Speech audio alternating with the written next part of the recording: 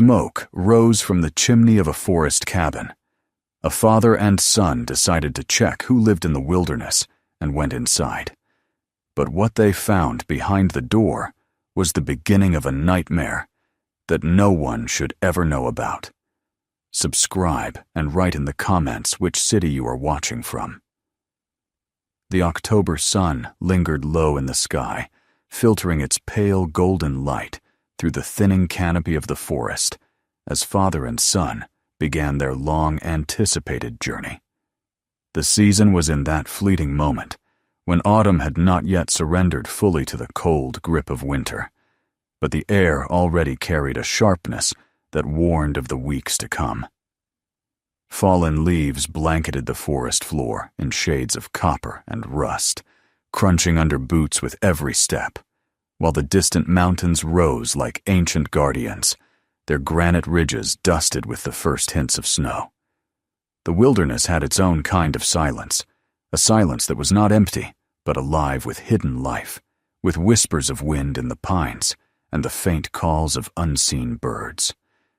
For Marcus, the father, the forest had always been a sanctuary, a place where the noise of the world dissolved and life could be stripped to its essentials. For his son, Ethan, this trip was not only an escape, but a test, though he did not yet know what the forest intended to reveal to them.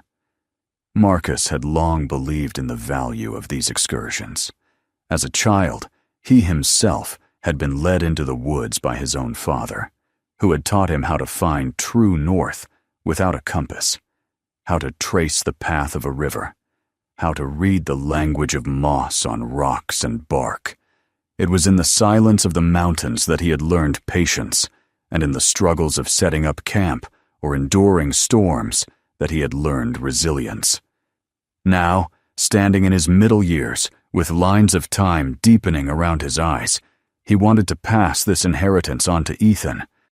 The boy was at that precarious age, balanced between boyhood and the threshold of manhood, restless, defiant, uncertain of himself.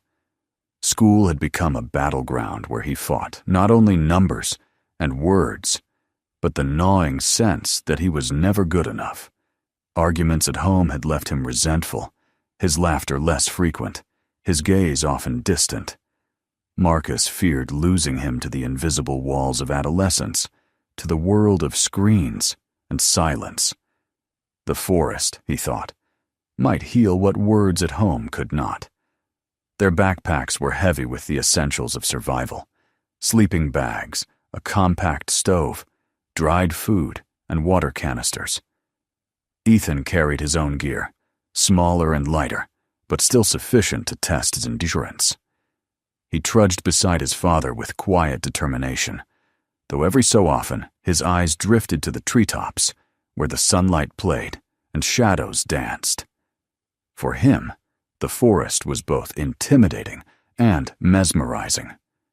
There was beauty in the endless stretch of trunks, in the flashes of deer bounding away into thickets, in the soft chatter of squirrels leaping from branch to branch. Yet there was also unease. The deeper they went, the more the forest seemed to swallow the world they had left behind. The sound of cars, the hum of electricity, the chatter of neighbors, all had faded, leaving only the breathing of the earth itself. That first evening, they set up camp near a clearing, where a brook ran shallow and clear over stones, polished smooth by centuries of flow.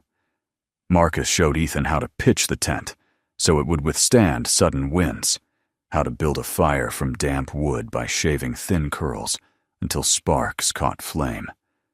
The boy watched with narrowed eyes, imitating every movement, his hands clumsy at first, but steadier with each attempt. When the fire finally flared and began to crackle, a flicker of pride lit Ethan's face. They shared a simple meal, warmed beans and bread, the taste enhanced not by seasoning, but by hunger earned from hours of walking. The fire painted their faces in orange glow, while the forest grew darker around them, until only the shifting shadows of trees remained. The night pressed in like a living thing.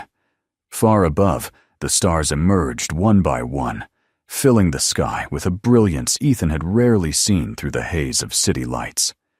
He lay on his back outside the tent for a long while, his breath fogging in the cool air, his eyes wide at the immensity of it all. Marcus sat beside him, content in the silence. Father and son did not need many words that night. The fire, the stars, and the rhythm of the brook spoke for them. Still, Marcus could sense the undercurrent of fear in his son. Every snap of a twig beyond the circle of firelight made Ethan turn his head. Every call of a nightbird made him shift uneasily. Marcus placed a hand on the boy's shoulder, steady and reassuring, reminding him without words that he was not alone.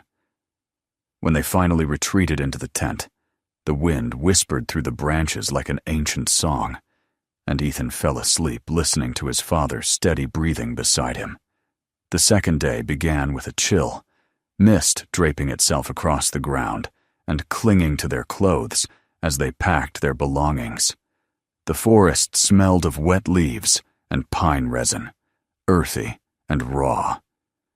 They followed a narrow trail deeper into the woods, where the canopy thickened and light fell in broken fragments. Marcus walked with the sure stride of a man who had spent much of his life in the wild, while Ethan followed with determination, though fatigue weighed on his steps. Their path wound around boulders and across fallen logs, demanding balance and patience. Marcus took every opportunity to teach, how to notice the shift of shadows that told the time, how to listen for the direction of running water, how to look for signs of weather changes in the way the clouds gathered.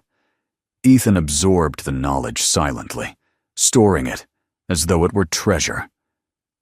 By afternoon, the mist lifted, revealing the forest in its full splendor. Shafts of light broke through the canopy, illuminating floating motes of dust and pollen like drifting stars. Birds flitted from branch to branch, their calls echoing high above. Ethan began to relax, his steps more confident, his gaze less guarded. The forest was beginning to weave its spell on him.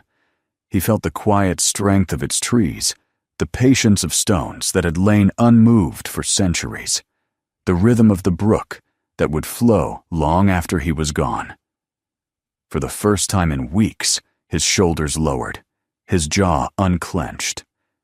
He allowed himself to be simply a boy in the company of his father, without the weight of expectation pressing down. It was then, as they paused to drink from their canteens on a small ridge, that Ethan noticed something strange. He pointed through the trees, his brow furrowed. Marcus followed his gaze. There, rising faintly against the backdrop of sky and branches, was a thin column of smoke. At first it seemed almost like mist, a wisp caught in the air. But as they watched, it curled upward in a steady thread. Smoke meant fire, and fire meant people. Yet according to Marcus's map, there were no ranger stations, no cabins, no known campsites anywhere in this section of forest. Ethan's eyes widened with curiosity and unease. His father studied the smoke in silence, weighing possibilities. It could be hunters, perhaps, or a lone hiker with a campfire. It could also mean trouble, a fire left unattended, or someone in need. The wilderness was too unforgiving to ignore signs of human presence. Marcus adjusted his pack, decision hardening in his mind. He told Ethan they would alter their course slightly to investigate. In the forest, he explained, one does not turn away from the unknown. Curiosity and caution walk hand in hand. Ethan hesitated, unease gnawing at him, but he followed, trusting his father's judgment. The smoke became their beacon as they descended from the ridge and plunged deeper into the trees. The air grew heavier, the silence more pronounced. Birds that had filled the canopy with song earlier seemed to have vanished. Even the wind seemed reluctant to stir. Marcus noted the absence, but said nothing. He kept his pace steady, his senses alert. Ethan walked behind him, glancing back more often than forward, as though fearing what might follow rather than what lay ahead. The forest seemed to shift around them, its mood darker, its presence heavier. Yet the smoke continued to rise, a slender finger pointing upward, guiding them to whatever waited beyond the next hill. When evening began to fall again, the last rays of sunlight cutting slanted beams through the trunks, they found themselves close enough to smell the faint tang of wood smoke in the air. The scent was not of pine, but of something older, a denser kind of wood that burned slower, thicker. Marcus's unease grew, though he masked it well. He led Ethan toward the source, each step carrying them deeper into mystery. Father and son, bound together by blood and silence, walked toward the thin line of smoke that curled above the trees, not knowing that with every step they were leaving behind the safe, familiar world and entering another, where the rules of nature bent toward secrecy and menace. The forest closed around them as they moved deeper in the direction of the smoke, the light behind them fading into shadows that grew longer with every step. What had begun as a faint thread rising above the treetops was now nearer, tangible in the air, for the smell of burning wood drifted unmistakably through the branches. The silence pressed against their ears, the cheerful chatter of birds and the rustle of small creatures that had filled the morning seemed to vanish, as if the entire forest were holding its breath. Marcus felt the shift, a subtle warning that not everything was as it seemed. But he walked with steady pace, his hand occasionally brushing aside branches, his boots pressing firmly into the damp ground. Ethan followed, his own footsteps less certain, glancing constantly from side to side, as if he half expected someone to emerge suddenly from the shadows. They descended into a shallow valley, where the trees grew denser and their trunks rose like pillars of an ancient cathedral. The canopy above blocked much of the evening light, leaving the ground in twilight even though the sun had not yet fully set. The smell of smoke grew stronger here, mixed with damp earth and decaying leaves. They passed moss-covered rocks, roots twisted like serpents, and fallen trunks that looked like bones of giant beasts long since rotted away. Ethan's unease deepened with every step, and though he wanted to speak, to beg his father to turn back, he kept his silence. He could see the determination in Marcus's stride, the quiet authority of a man who believed he had to understand what lay ahead, no matter the cost. At last they crested a small ridge and looked down into a hollow that seemed oddly shaped, almost as if the earth itself had sunk long ago and then been reclaimed by time. Trees leaned inward, as though guarding a secret, their roots snaking across the mound of soil and moss. Rising from the very center of the hollow was the object they had followed, a rusted metal pipe jutting upward from the ground, bent slightly at the top, and from it curled the steady ribbon of smoke they had seen from afar. There was no sign of a cabin, no walls, no roof, no chimney in the conventional sense. Only this pipe, breathing like the nostril of the earth, exhaling smoke from some hidden source below.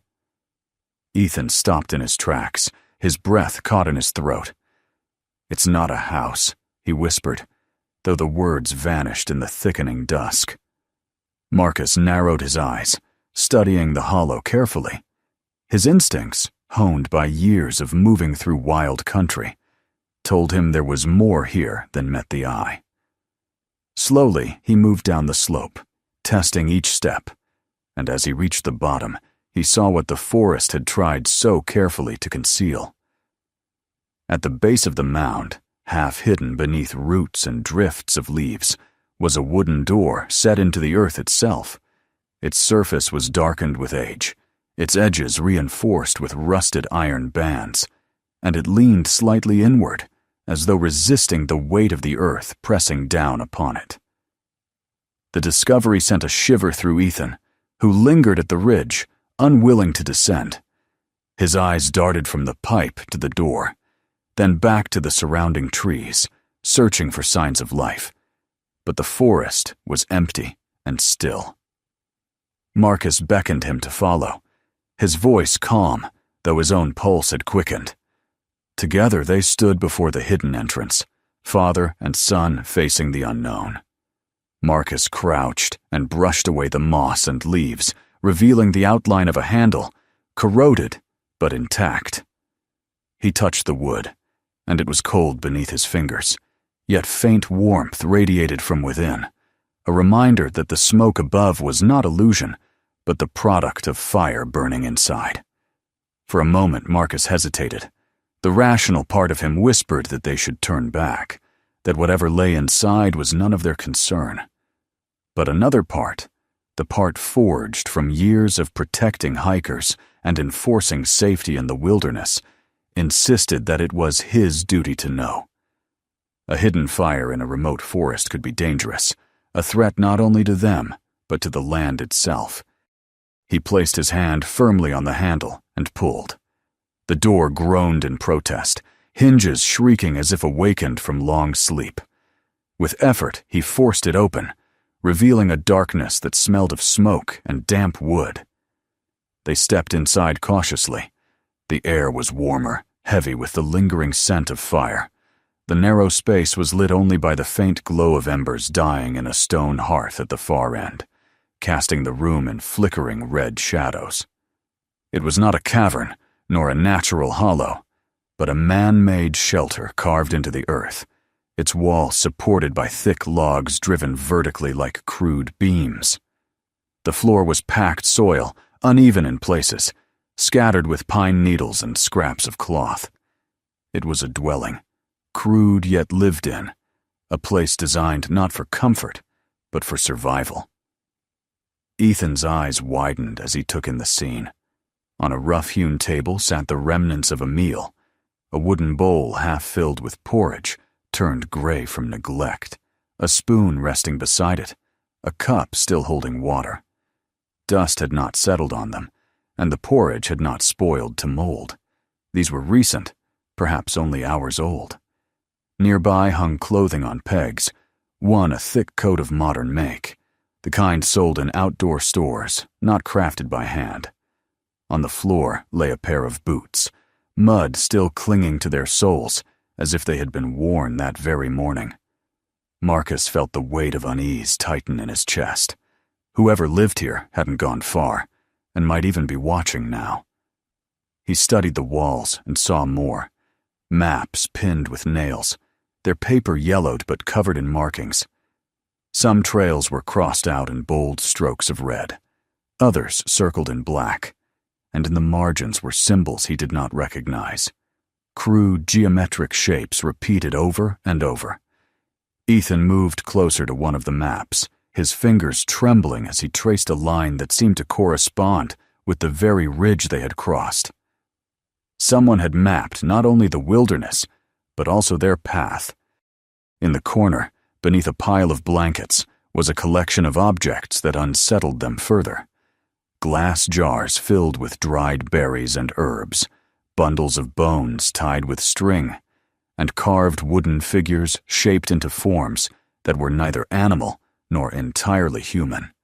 Their features were elongated, distorted, as though meant to embody something beyond the ordinary. Ethan recoiled at the sight, his stomach tightening.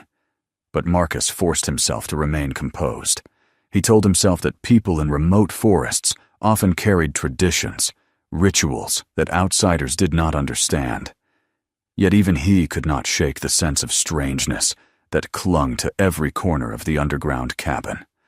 The warmth of the hearth reminded him that they were not alone. Someone had tended the fire recently, perhaps only moments before their arrival. He bent down to examine the ashes, noting the heat that still pulsed faintly against his palm. Whoever this person was, they lived here in secrecy, in deliberate isolation, and the fact that they had concealed the dwelling beneath the earth suggested they didn't wish to be found. Marcus straightened slowly, scanning the room again, his thoughts racing. Ethan stood near the doorway, his eyes darting toward the darkness outside, ready to bolt. His breathing was shallow, and he whispered to his father that they should leave. But Marcus, bound by equal measures of duty and curiosity, could not turn back so easily. He searched further, opening a wooden chest that stood against one wall. Inside were more clothes, folded neatly, and a stack of notebooks bound in leather, their pages filled with writing. He flipped through one briefly, seeing dense lines of text, diagrams of plants, drawings of the forest. There was knowledge here, but also obsession. He closed the book quickly, feeling as though he had trespassed deeper than he should. The underground cabin was not abandoned. It was lived in, carefully maintained, filled with the presence of someone who would surely return. Every detail testified to that truth. The freshly baked bread left half-eaten on a plate, the neat arrangement of jars on shelves, the orderliness of blankets on the bed. Marcus looked at his son and saw fear in his eyes, a fear that mirrored his own, but was harder to hide. They had stumbled into something meant to remain hidden, and the forest around them seemed to know it. As they stood in that uneasy silence, the last embers of the fire sighed, sending a puff of smoke upward through the pipe. Outside, the forest was darkening, the air cooling as night gathered. Marcus knew they had a choice: to leave quickly before the owner returned, or to linger in hopes of understanding what kind of person lived in such secrecy. He felt the weight of responsibility heavy on his shoulders, torn between protecting his son and satisfying the gnawing pull of curiosity that had brought them this far. Ethan shifted anxiously near the door, whispering that they needed to go. The boy's instincts screamed danger, and Marcus, though reluctant to admit it, felt the same unease twisting in his gut. But before he could act, he noticed something that froze him in place. Near the hearth, hidden partially beneath a pile of cloth, lay a pack. It was not old, not handmade, but modern bright red nylon with zippers and straps, the kind found in sporting goods stores. Mud still clung to its bottom, and one strap was frayed as though worn by long use. Ethan recognized it instantly, for he had seen similar packs among his classmates, an ordinary object made extraordinary by its presence here. The sight deepened the mystery, raising questions that neither father nor son could answer. The underground cabin breathed with the warmth of its unseen owner, and every second they remained inside felt like an intrusion that could not go unnoticed. Marcus placed a hand on Ethan's shoulder, steadying him, but the boy's fear was contagious, seeping into his own resolve. They needed to decide, and quickly, for night was closing in, and with it, the certainty that whoever lived here would soon return. The silence inside the underground dwelling pressed down heavier than the soil above it, as if the earth itself disapproved of their presence. Ethan lingered near the door, his hands trembling slightly at his sides, his eyes fixed on the shadows that stretched along the packed earthen floor. Marcus stood at the center of the room, unwilling to let fear dictate his judgment, but even he could feel the oppressive air, thick with the residue of smoke and something far less tangible. The glow of the embers had nearly faded now, casting the shelter in a dim orange light that revealed more than it concealed. It was a place built for survival, yes, but there was also an order to it, a meticulousness that betrayed intent rather than chance. The jars on the shelves were aligned with precision, the maps nailed to the wall at exact intervals, and the strange carvings that watched from their shadowed perches seemed to observe rather than merely decorate. Marcus moved toward the table again, his eyes drawn to the leather-bound notebook that rested among the other objects. It was older than the modern gear scattered about, but clearly tended to with care. He hesitated before opening it, aware of the intrusion, yet some instinct told him it was important. The pages within were crowded with words, scribbled hastily yet deliberately, as though the writer had been compelled to capture thoughts before they vanished. The entries spoke of guardians of the forest, of a presence that watched and judged, of a covenant between those who found this place and those who had always been here. The words carried both reverence and menace, a declaration that once you discovered the cabin, you belonged to it, to the land, and to those who protected its secrets. He turned page after page, frowning as he read. The dates were recent, some no more than a week old. This was not an abandoned relic of the past, but a chronicle still in progress. The most disturbing passages described rituals, initiations, offerings, ceremonies held beneath the canopy of night. The details were vague, but the tone unmistakable. They were not merely traditions, but obligations, enforced with a severity that left no room for refusal. Marcus closed the book slowly, his fingers lingering on the cracked leather cover. A cold realization passed through him. Whoever lived here, whoever wrote these words, believed them with a fervor that bordered on fanaticism. Ethan shifted uneasily, his eyes fixed on the hearth. "We shouldn't be here," he whispered, though his father did not answer. Marcus was torn between curiosity and dread, between the instinct to protect his son and the compulsion to understand the truth of what they had stumbled upon. He looked again at the walls, at the map scarred with symbols he could not decipher. Some trails were crossed with black lines, others marked with crude circles, and one in particular was traced heavily in red ink, the very path they had taken. The thought that someone had anticipated their arrival, or at the very least had noted their route, sent a shiver down his spine. He moved toward the hearth, crouching to examine the ashes more closely. The embers still glowed faintly, the warmth undeniable. This fire had not burned itself down naturally. It had been left, tended, and then abandoned with the knowledge of return. His hand hovered above the ashes, and he pulled it back quickly, unsettled by the thought that whoever had built this fire could be watching them even now. He stood and looked at Ethan, who was pale in the half-light, his lips pressed tightly together, his eyes glassy with fear.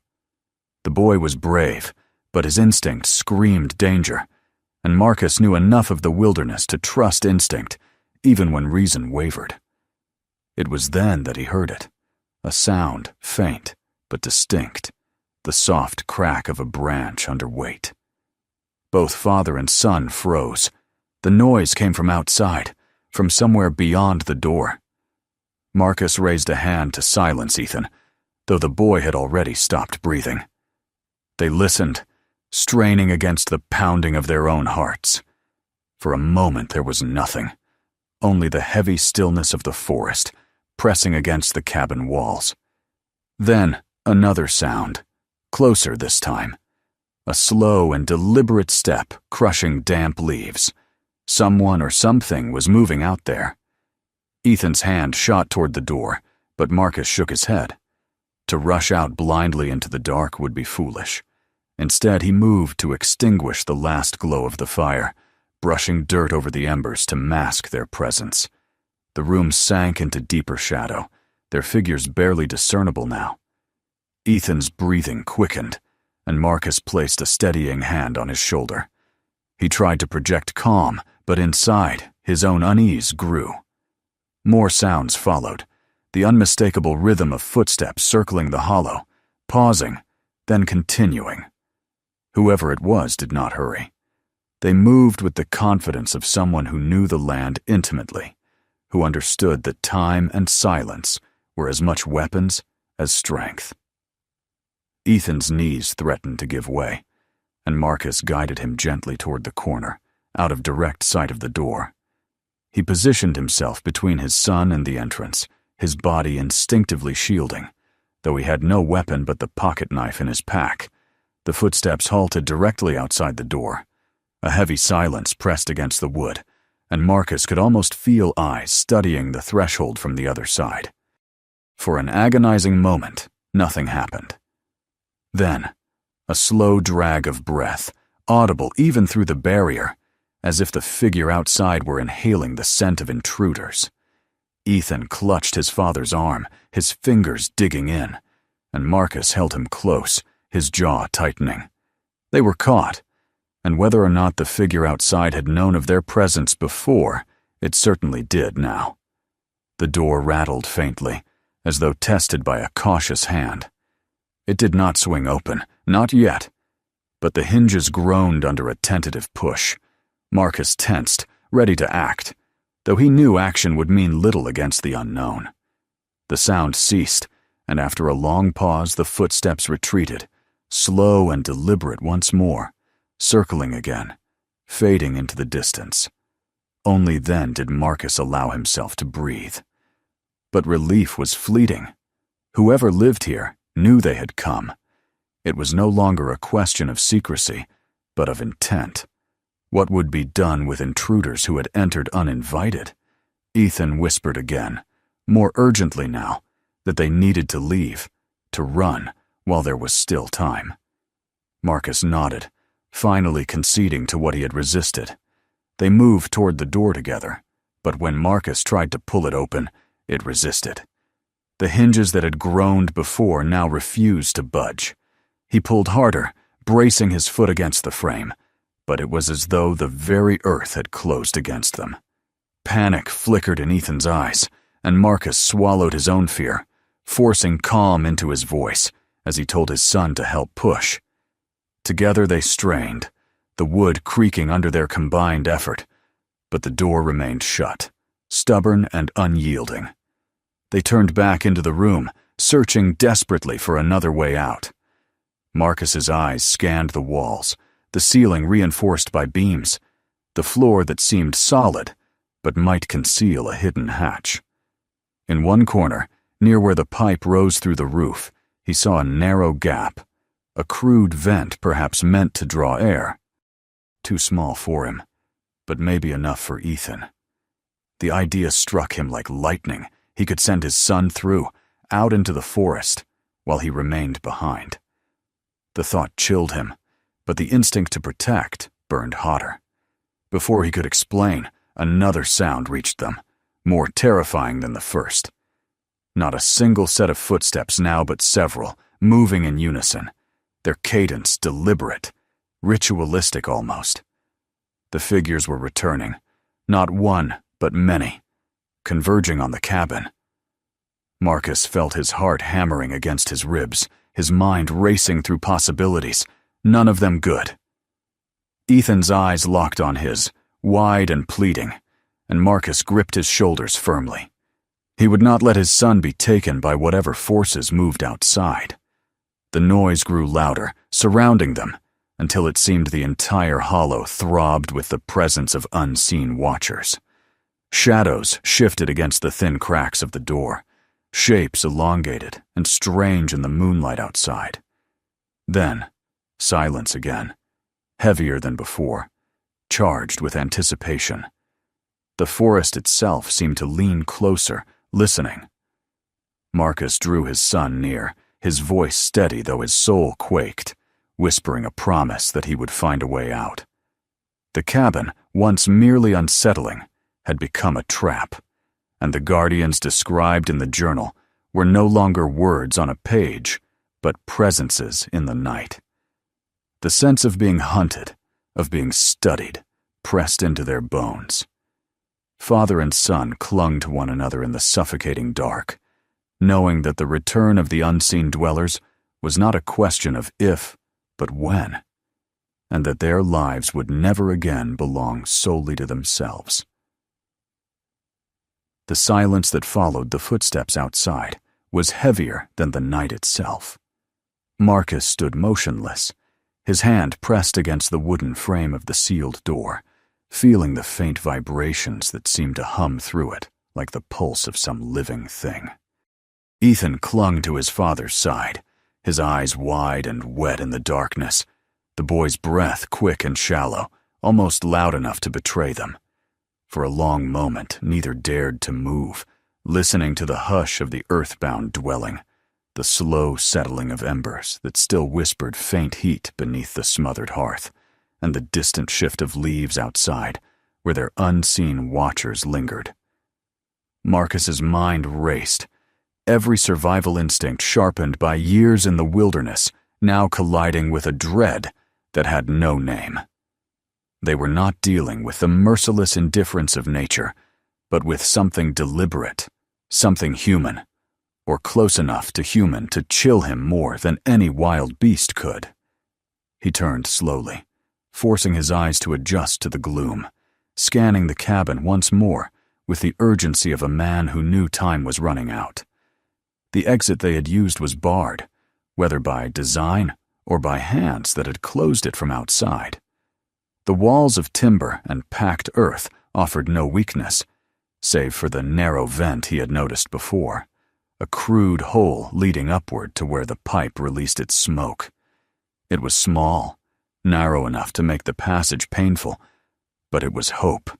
His first thought was of Ethan. If the boy could be forced through, he might crawl his way to freedom. Marcus could follow later if there was time.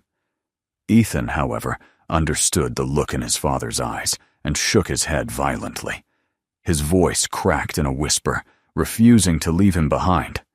But Marcus silenced him with a firm grip and a low promise that there was no other way.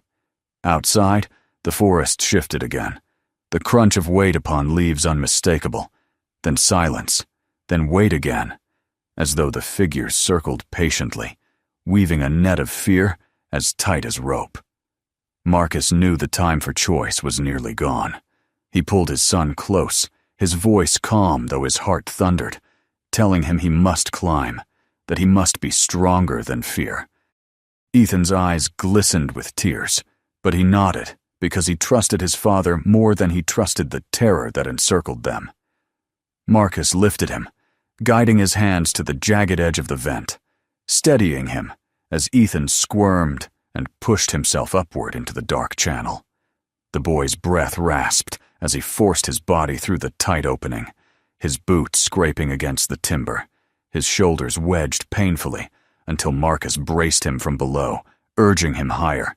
The sound of movement outside grew closer again. The door shuddered under a deliberate push, and the iron hinges groaned.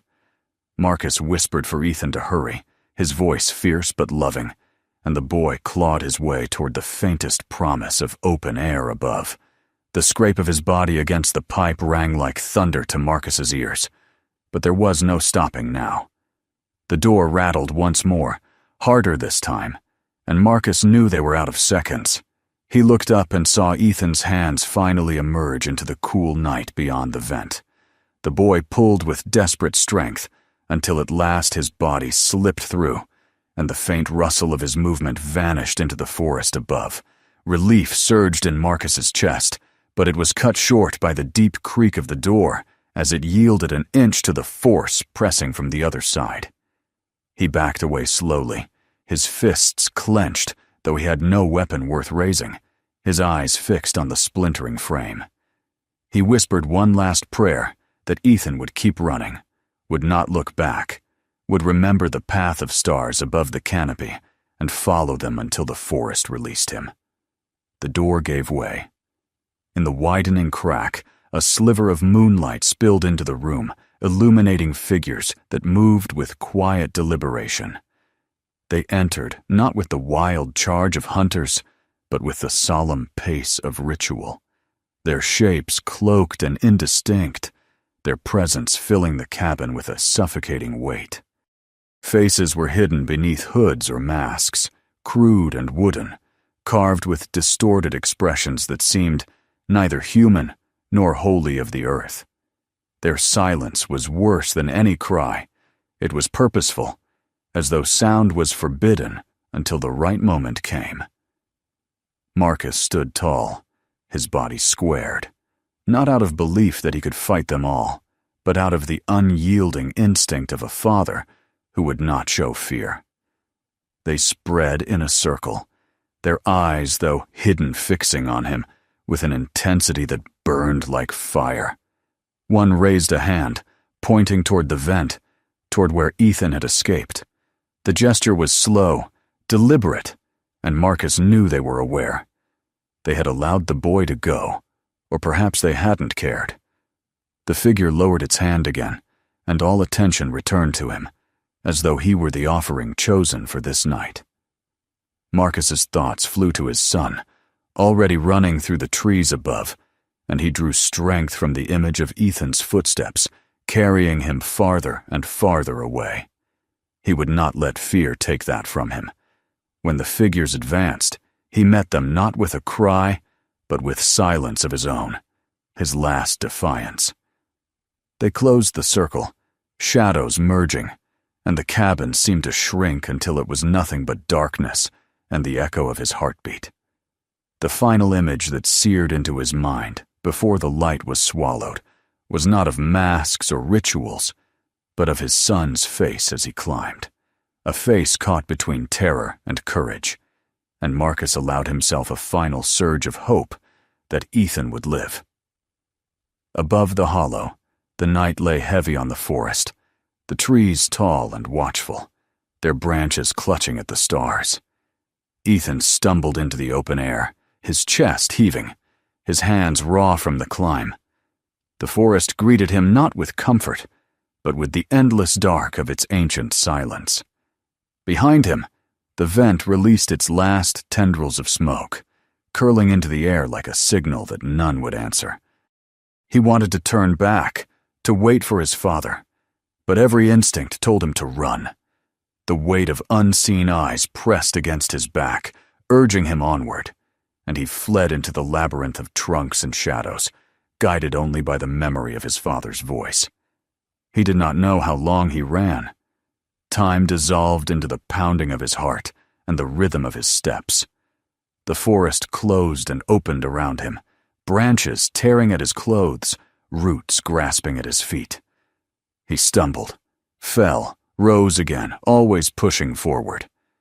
Behind him there was no sound, no pursuit he could hear, but the certainty of being watched clung to him like a shadow. At last he broke through the tree line into a clearing, the stars above brighter here, the moon casting its silver light across the ground. He collapsed onto his knees, gasping, his body trembling from exhaustion and terror. He looked back only once, toward the ridge from which he had emerged. The pipe still jutted from the mound, its smoke faint now, almost gone. The forest seemed undisturbed, as though it had swallowed everything whole and returned to its timeless watch. No figures emerged, no sound of pursuit followed. Only silence, vast and eternal, stretched across the night. Ethan wept quietly, the tears mingling with the dirt on his face, his heart aching with the knowledge that his father had not come. The boy would survive, guided by the lessons Marcus had drilled into him on countless hikes and nights beneath the stars. He would follow the streams until they led him to lower ground, would keep the North Star in sight, would ration what remained in his pack. Yet survival came at a cost heavier than hunger or cold. The cabin beneath the earth remained behind him, a wound carved into the heart of the forest, and the cloaked figures who dwelled there lingered in his memory, like a nightmare he would never shake. Ethan would never speak of what he had seen, not fully. When, days later, rescuers found him staggering along a trail, half delirious from fatigue, his words were fractured, his eyes haunted. He told them his father had stayed behind, that he had been lost in the forest, but the details refused to leave his lips. The men who searched for Marcus never found him, nor any sign of the cabin. The mound where the pipe had stood was gone, as though it had never existed, the earth smooth and unbroken beneath the pines. Only Ethan knew the truth, though even he would sometimes doubt it in the long years that followed. But in the quiet of his life, when the wind moved through the trees outside his window, he would remember the sound of deliberate footsteps circling in the night. He would see again the distorted masks in the flicker of dying firelight. He would hear the last rasp of his father's breath and feel the push of his hands urging him upward, toward freedom. The cabin beneath the earth remained unseen to the world, but it lived within him, a secret he bore with every step. And somewhere in the depths of the wilderness, hidden by silence and shadow, the guardians still waited for the next wanderers to stumble upon the smoke rising from the ground. If this story moved you, Make sure to subscribe so you never miss the next one.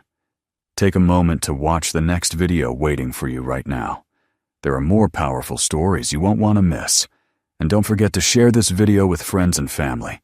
Some stories are too meaningful to keep to yourself.